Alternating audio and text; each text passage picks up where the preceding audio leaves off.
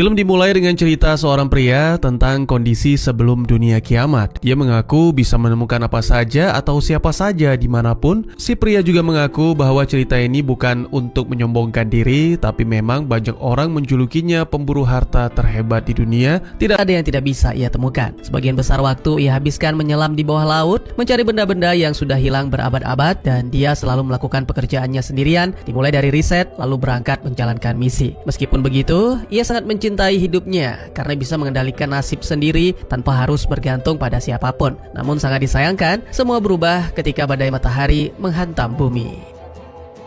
Setelah peristiwa tersebut, dunia langsung jatuh ke dalam kegelapan dan kekacauan. Kerumunan orang berteriak, semua peralatan elektronik modern hangus dan rusak, banyak alat-alat tidak berfungsi lagi. Orang-orang sempat berharap pemerintah akan mengambil alih dan memperbaiki keadaan. Tapi menurutnya, itu hanya harapan kosong. Para bangsawan atau lord justru mengambil alih kendali pemerintahan lokal dan menguasai wilayah-wilayah besar di Eropa, sementara para perusuh membuat keributan di jalan-jalan. Mereka mengira semua baik-baik saja, padahal tahu kenyataannya, kota-kota yang kelaparan berubah menjadi kuburan, uang tidak ada nilainya, obat-obatan dan bahan bakar menjadi langka, dan berbagai penyakit menyebar di mana-mana. Namun si pria merasa diri lebih siap menghadapi situasi ini karena ia adalah penyintas dan segera kembali melakukan hal yang selalu ia lakukan, yaitu mencari sesuatu. Hanya saja kini dunia sudah menjadi tempat yang jauh lebih berbahaya. Tahun setelah bencana, si pria yang punya cerita, yang merupakan tokoh utama kita bernama Jake, masih bekerja sebagai pemburu harta di Inggris. Pada suatu hari, ia tiba di sebuah lingkungan tua. Sesaat mengamati kondisi sekitar, lalu masuk ke sebuah hotel dan naik tangga menuju penthouse. Di sana, dia menemukan rak buku besar yang diperiksa dengan seksama sampai menemukan pintu rahasia yang menyembunyikan ruangan, lalu segera memasang sebuah peledak kecil untuk membuka secara paksa. Setelah terbuka, di ruangan itu ada sebuah brankas dengan keypad yang membutuhkan kata sandi. Jadi Jake memperhatikan sidik jari pada tombol-tombolnya dan menulis kombinasi huruf di buku catatan sampai dia menemukan kode yang benar. Ketika brankas dibuka, dia menemukan koleksi piringan hitam lama dan memutar satu yang namanya sama dengan kata sandi tersebut. Musik dari piringan itu justru membuka brankas tersembunyi kedua, dan dari situ Jake mengambil sebuah biola kuno yang bernilai sangat tinggi.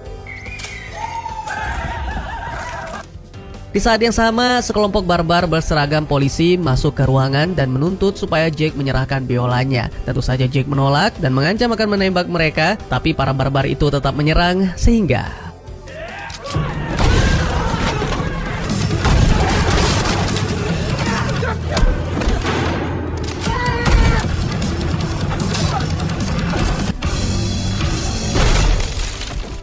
beberapa waktu kemudian, Jake tiba di sebuah rumah super mewah sekaligus pabrik dengan penjagaan ketat. Jake menyerahkan biola itu kepada seorang wanita bernama Fuentes yang merupakan asisten lord atau kini sudah menjadi raja bernama August enggak pakai to. Ini sekaligus memastikan bahwa misi telah dijalankan dengan baik, tapi Fuentes mengatakan bahwa August punya pekerjaan lain untuk Jake. Jake yang masih terkejut karena lord yang menyebut diri sebagai raja menolak misi tersebut karena mengharuskannya menyeberangi selat. Ketika mendengar Jake menolak, August merasa sangat kecewa sehingga menyuruh asistennya mencari imbalan yang tidak bisa ditolak oleh Jake. Jake kembali ke kediamannya, yaitu sebuah perahu rusak yang teronggok di dermaga. Dia melewati perangkap-perangkap yang dipasang untuk orang asing dan dengan senang hati memberi makan anjingnya. Kemudian Jake memeriksa semua persediaan yang diterima sebagai bayaran, termasuk sebuah piringan hitam yang kemudian ia putar dan didengarkan sambil minum. Sesaat kemudian, Jake pun tertidur dan bermimpi sedang berlayar mengelilingi dunia dengan perahu cantik.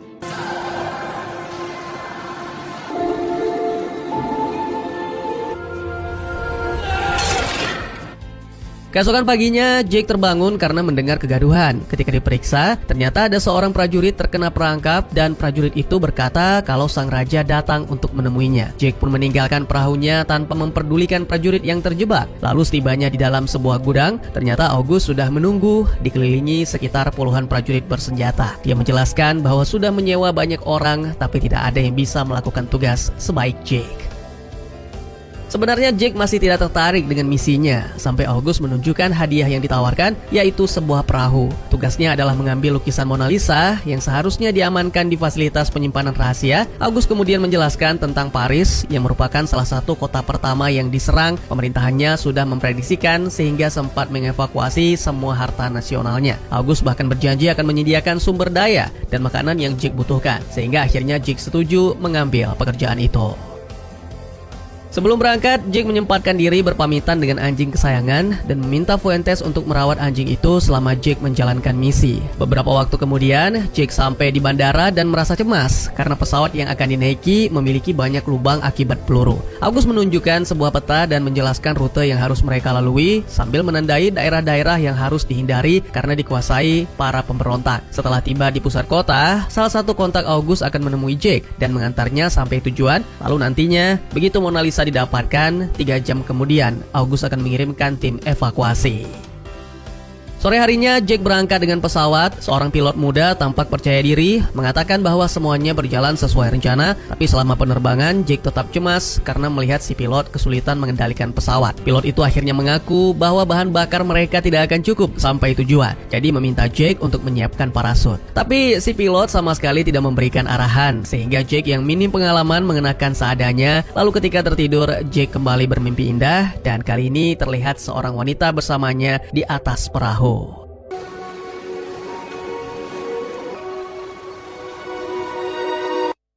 Tiba-tiba Jake terbangun ketika pesawat berguncang hebat dan menyadari mereka sedang diserang. Si pilot berusaha sekuat tenaga menghindari tembakan, tetapi ia memberitahu Jake bahwa harus melompat lebih awal. Setelah menemukan titik yang dirasa cukup aman, Jake melompat dan membuka parasutnya, melayang turun beberapa saat sebelum mendarat cukup keras.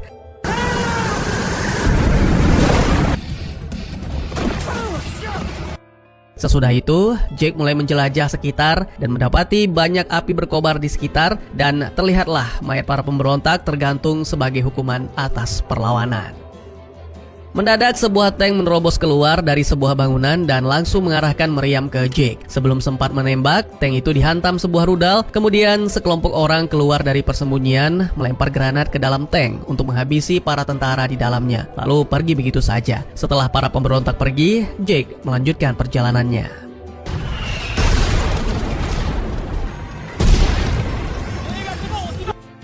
Kota Amiens, para tentara menebar teror di jalanan di bawah pimpinan Lord, seorang jenderal bernama Volkov yang gemar bermain catur dan menantang siapapun yang ditemui untuk bermain bersamanya. Sayangnya, lawan mainnya kali ini mengaku tidak bisa bermain, sehingga tangan kanan Volkov bernama Gorinich melaporkan bahwa ada penyusup terlihat melompat dari pesawat, sehingga Volkov mengirim pasukannya untuk memburu orang itu. Keesokan paginya, Jake berhasil mencapai Saint Quentin. Semua orang di sana hidup miskin dan selalu diliputi rasa takut. Jake memeriksa bagian belakang sebuah mobil dan mengambil pakaian bekas untuk menutupi bajunya yang masih terlihat bagus. Di alun-alun utama, para tentara membacakan ulang peraturan, termasuk jam malam yang sangat ketat. Siapapun yang melanggar akan ditindak tegas dan mereka membuktikannya dengan menembak 2 orang pemberontak di depan umum. Saat hendak pergi dari sana, Jake dikepung tentara yang memintanya menjatuhkan tas. Jake malah melempar tas itu ke wajah salah satu prajurit lalu mulai menghajar mereka.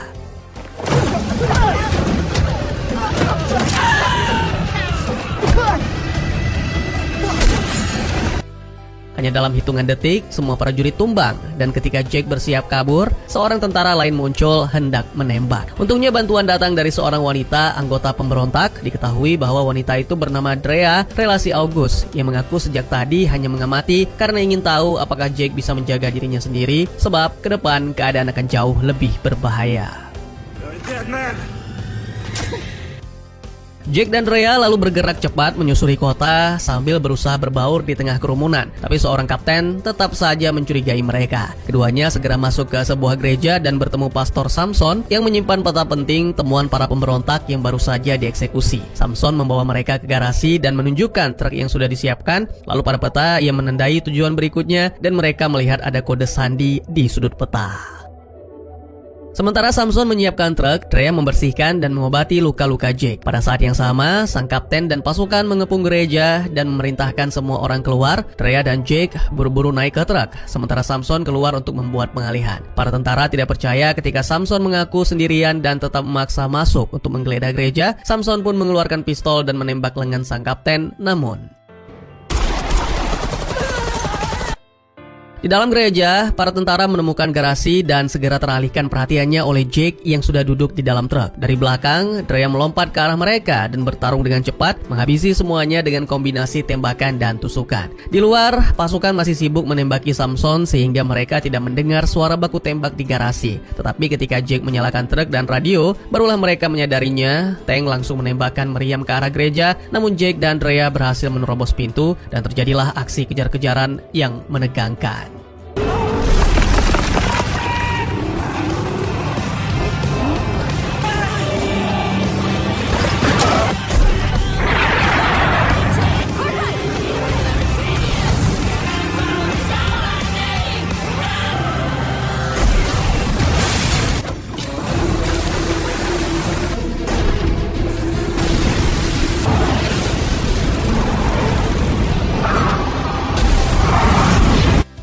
Kini Jake dan Drea akhirnya bisa berkendara dengan aman menuju Suyi. Dan malam itu mereka berhenti sejenak untuk beristirahat. Jake heran mengapa semua orang rela mempertaruhkan nyawa hanya demi sebuah lukisan. Walaupun memang seterkenal itu. Drea menjelaskan bahwa lukisan itu sebenarnya cuma alasan agar mereka bisa menemukan brankas lebih dulu daripada Volkov, karena di dalamnya ada banyak senjata yang bisa dipakai para pemberontak untuk berjuang. Pada suatu momen, Jake sempat menceritakan impiannya yang ingin memiliki perahu sendiri. Jadi Drea membuatkan sebuah perahu origami sebagai hadiah kecil pembawa keberuntungan.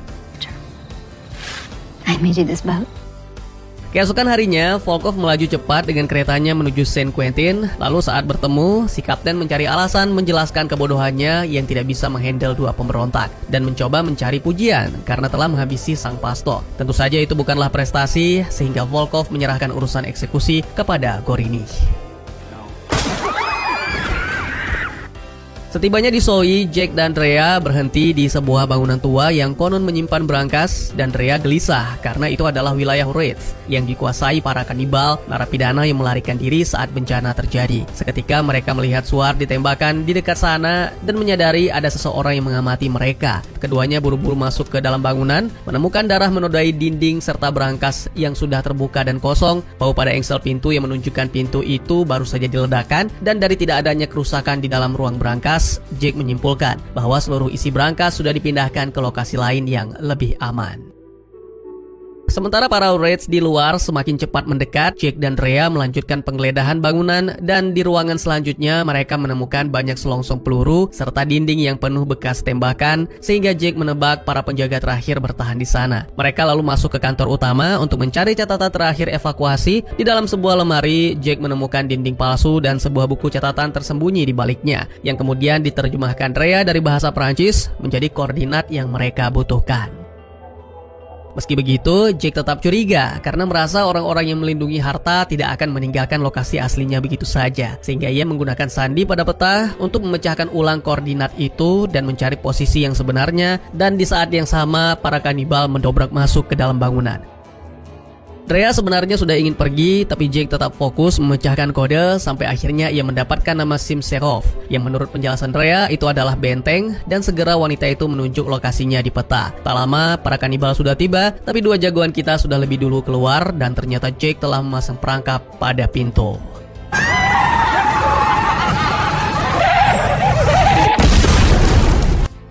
Setelah kembali ke truk, Drea segera menghubungi para pemberontak dan menyuruh mereka bertemu di Simsherov. Tak lama kemudian, kereta Volkov tiba di Soyi dan ia melihat jejak ban truk yang ditinggalkan Jake dan Drea. Gorini menemukan buku catatan berisi koordinat, tetapi Volkov tidak mudah tertipu dan memakai cahaya UV untuk melihat sidik jari Drea di peta, sehingga menyadari bahwa tujuan sebenarnya adalah Simsherov. We're going to Simserov. Pada akhirnya, Jake dan Drea sampai di Simshelov. Drea memotong rantai untuk membuka gerbang, dan ketika mereka tiba di bangunan utama, Jake langsung curiga karena tidak ada penjagaan sama sekali. Di dalam, beberapa mesin masih menyala, sehingga Jake menduga tempat itu memakai panel surya sebagai sumber listrik. Drea memeriksa blueprint dan menyadari bahwa dengungan yang mereka dengar berasal dari sistem penyaring udara untuk ruang berangkas yang tampaknya masih tertutup rapat. Jake ikut memeriksa blueprint dan menyusun rencana masuk lewat saluran udara, sementara Drea setuju untuk mencari panel surya untuk mematikannya. Jake mulai menuruni lubang saluran. Dari atas ia bisa melihat kipas besar yang berputar di bawah, jadi harus bergerak sangat hati-hati, tetapi gesekan membuat tali perlahan-lahan tergerus dan nyaris putus. Pada saat yang sama, Drea sampai di area panel surya dan melepaskan tembakan. Namun peluru pertamanya meleset, untungnya tembakan kedua tepat mengenai panel surya, listrik pun terputus dan kipas berhenti berputar tepat ketika Jake terjatuh, sehingga ia selamat dari baling-baling.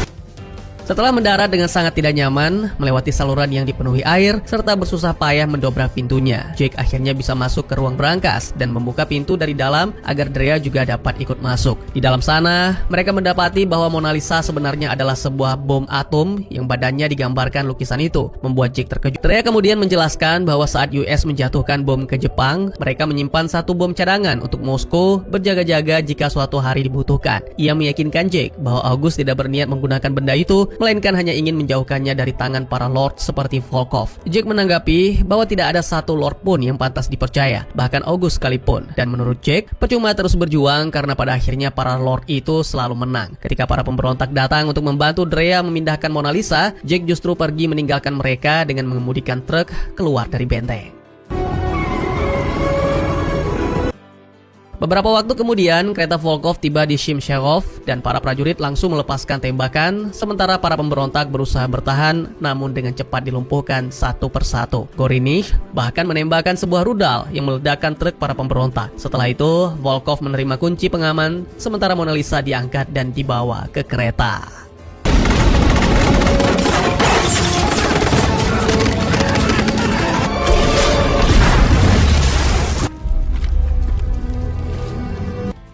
Sementara itu, Jake berhenti sejenak dan memandangi perahu origami kecil pemberian Drea, sampai akhirnya ia berubah pikiran, memutar truknya dan kembali ke benteng. Di sana ia menemukan banyak mayat bergelimpangan, tetapi lega karena Drea masih bertahan di benteng. Jake membalut luka pada kaki Drea, dan Drea meminta maaf atas sikapnya sambil mengakui bahwa Jake benar, seolah tidak ada gunanya lagi berjuang. Namun, Jake berpendapat mereka masih bisa menghentikan Volkov dengan cara menjatuhkan kereta, jadi mereka mengumpulkan C4 dan Jake menyiapkan sesuatu yang spesial sebelum berangkat.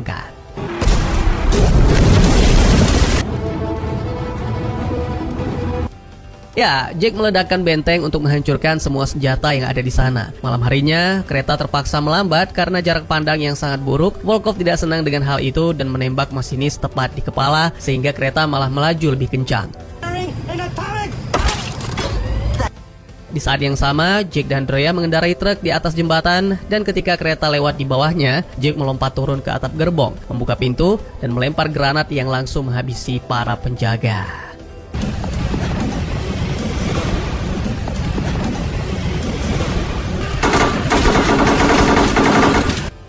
Gorini pun ikut terlibat dalam pertarungan, sehingga Jake harus mengeluarkan kemampuan terbaiknya, karena Gorini bukanlah prajurit biasa.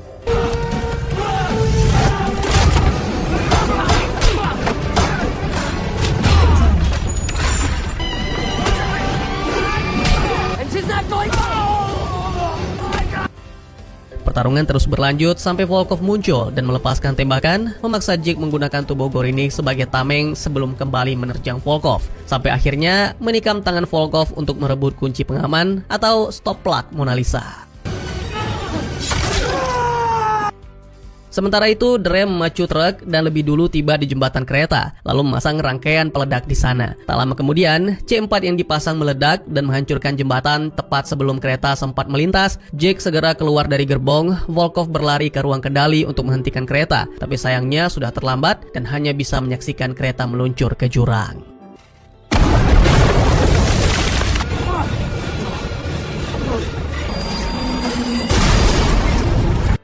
Drea bersedih karena berpikir Jack tewas dalam ledakan. Namun sangat mengejutkan, tokoh utama kita tiba-tiba muncul dari belakang dan mengagetkannya sehingga keduanya pun merasa lega. Film pun ditutup dengan menampilkan beberapa hari kemudian di Inggris, Jack menyerahkan stop plug Mona Lisa dan menjelaskan bahwa Mona Lisanya kini berada di dasar ngarai, hanya stop plug itu yang bisa memicu ledakan. Tapi August tetap ingin suatu hari nanti mengamankan Mona Lisa, berjaga-jaga agar tidak diambil oleh Lord lain. Enjoy your little boat. Jack menolak misi apapun lalu pergi berlayar menggunakan perahu barunya. Semuanya sesuai dengan impiannya selama ini, berlayar dengan perahu cantik, berkeliling dunia, serta ditemani seorang wanita yaitu Drea. Lalu ditampilkan juga adegan lain, August menyimpan stop plug di brankas miliknya sendiri dan di sana terungkap bahwa August selama ini sudah menyimpan lukisan Mona Lisa yang asli. Dan tamat.